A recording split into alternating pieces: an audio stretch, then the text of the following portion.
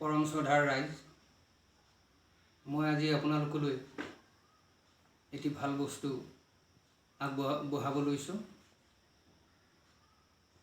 অকল কৰোনা ভাইৰাছৰ ক্ষেত্ৰতেই নহয়, কাহ কফ বহুত নিৰাময় হয়।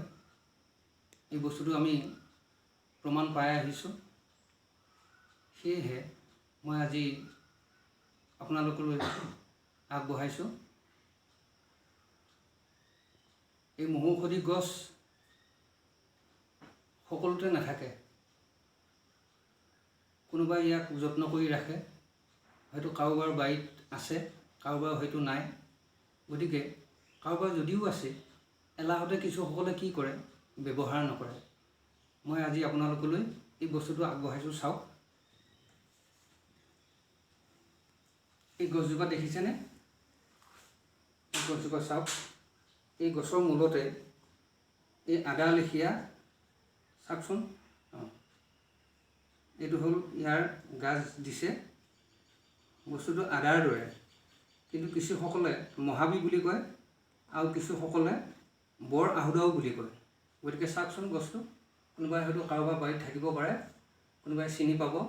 গতিকে এই বস্তুটো যদি কাৰোবাৰ বাৰীত আছে, ইয়াক লাহেকৈ কি কৰিব লাগে, উঠাই আনিব লাগে, আনি কৰি পিচ পিচ কৰি কাটিব লাগে। মই দেখুৱাই আছোঁ, চাওক। এই বস্তুটো দেখিছে? এই বস্তুটো চাওক, এই গছৰে মূল, এই আহুদাৰ দৰে বস্তুটো এইটো চাওক।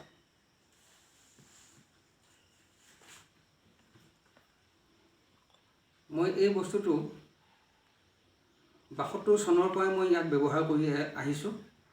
আৰু আজিলৈকে প্ৰভুৰ কৃপাত, কৰোণাময় হৰিৰ কৃপাত মোৰ কাহ কফ বুলিবলৈ একোৱেই নাই।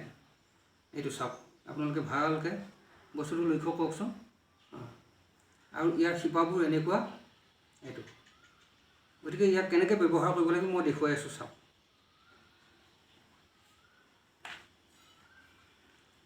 তাৰে অংশ এই টুকুৰা দেখিছেনে? ইয়াক লাহে লাহে কি কৰিব, এনেকৈ সৰু সৰুকৈ পিচ পিচ কৰি কাটিব। এইটো চাওক, এইটো এনেকৈ পিচ পিচ কৰি কাটিব। এইটো দেখিছেনে? এনেকৈ পিচ পিচ কৰি কাটিব পাতলকৈ।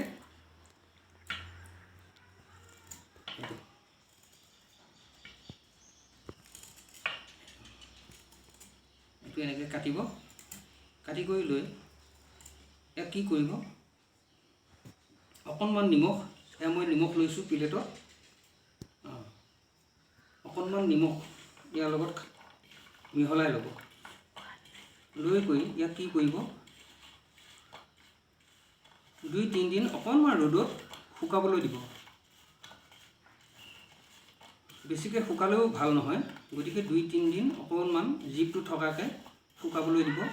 দি কৰি ইয়াক দিনটোত এনেকুৱা ৩ পিচ খাব দিনটোত। আৰু বেছিকৈ খাব পাৰিলে বেছি ভালেই।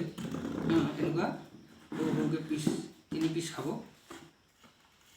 গতিকে এই কাহ কফৰ কাৰণে আপোনালোকে সুস্থ থাকিব পাৰিব। আৰু এই যে এতিয়া বৰ্তমান যিটো কৰোনা ভাইৰাছ বুলি এটা বেমাৰ গোটেই পৃথিৱীতে হৈছে, গতিকে এইটো কৰোনা ভাইৰাছ বুলিয়ে নহয়, কৰোণাময় হৰি তেওঁ নিজেই সংহৰণ কৰিবৰ কাৰণে আহিছে। সেয়েহে সকলো সুস্থ থাকিব, ভয় খাব নালাগে।